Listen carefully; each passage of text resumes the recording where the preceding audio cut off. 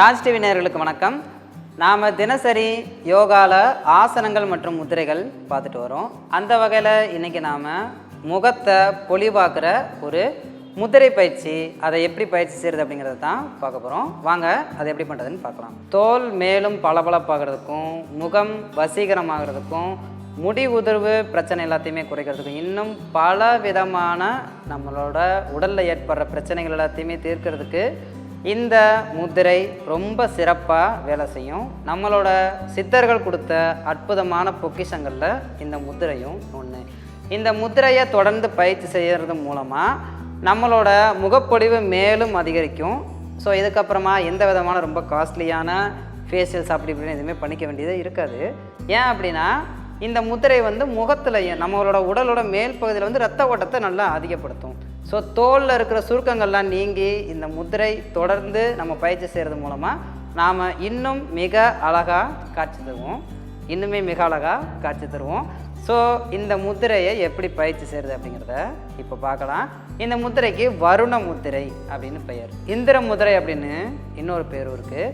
இந்த முத்திரை எப்படி செய்யணும் அப்படின்னா, இந்த மாதிரி உங்களோட 2 கட்டை விரலோட நுனிப்பகுதியிலையும் சுண்டு விரலோட நுனிப்பகுதியை தொட்டுட்டு உங்களோட 2 முட்டிகள்லையுமே கைகளை இந்த மாதிரி வச்சுக்கணும். அதுக்கப்புறமா கால்கள் மடித்து உட்காந்துக்கோங்க. உங்களோட உடலில் ஏதாவது ஒரு பாகம் தரையில் பதிஞ்சிருக்கணும். முத்திரை பயிற்சி செய்யும் பொழுது ஒருவேளை கால்கள் மடித்து உட்கார முடியலை அப்படிங்கிற பட்சத்தில் நம்ம சேரில் கூட அமர்ந்துக்கலாம்.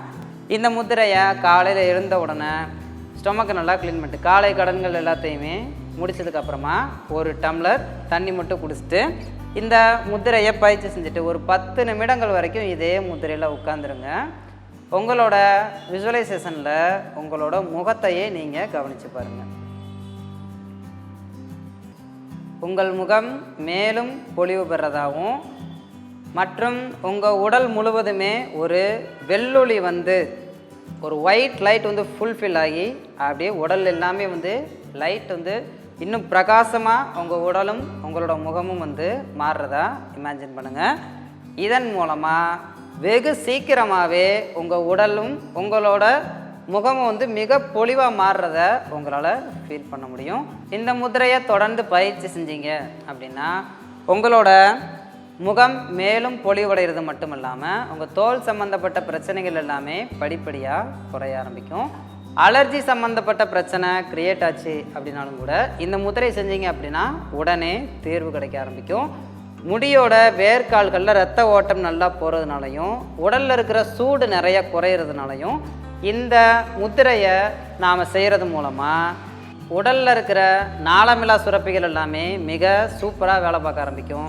இந்த முத்திரையை தொடர்ந்து பயிற்சி செஞ்சுட்டே வந்தீங்க அப்படின்னா டேஸ்ட் பட்ஸ், நாக்கில் இருக்கிற சுவை முட்டுகள் இருக்குது பார்த்தீங்களா, அதுவுமே நல்லா க்ரோத் ஆக ஆரம்பிக்கும்.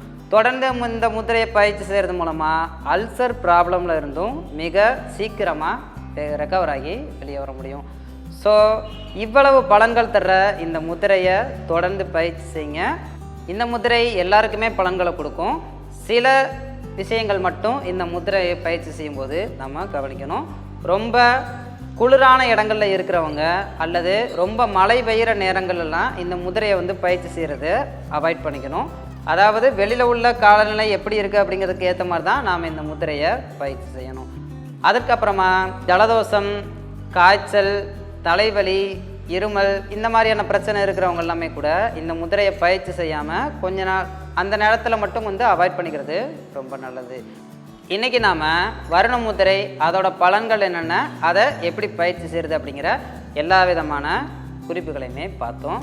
இதை பயிற்சி செய்கிறதுக்கு முன்னாடி ஒரு தேர்ச்சி பெற்ற யோகா ஆசிரியர்கிட்ட அறிவுரை கேட்டுக்கிறது ரொம்ப நல்லது. ஏன்னா காலநிலை மாற்றங்கள், ரொம்ப குளிரான நேரங்கள், அப்புறமா ரொம்ப குளிரான இடத்துல இருக்கிறவங்க, அதுக்கப்புறம் குளிர்ச்சியான தேக அமைப்பு உள்ளவங்க, அதுக்கப்புறம் ஜலதோஷம், இருமல், காய்ச்சல் இந்த மாதிரியான பிரச்சனை உள்ளவங்களாம் இந்த முத்திரையை பயிற்சி செய்யக்கூடாது. அந்த நேரத்தில் மட்டும் கொஞ்சம் தவிர்த்துக்கணும்.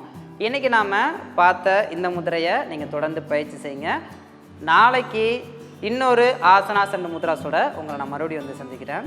நன்றி, வணக்கம்.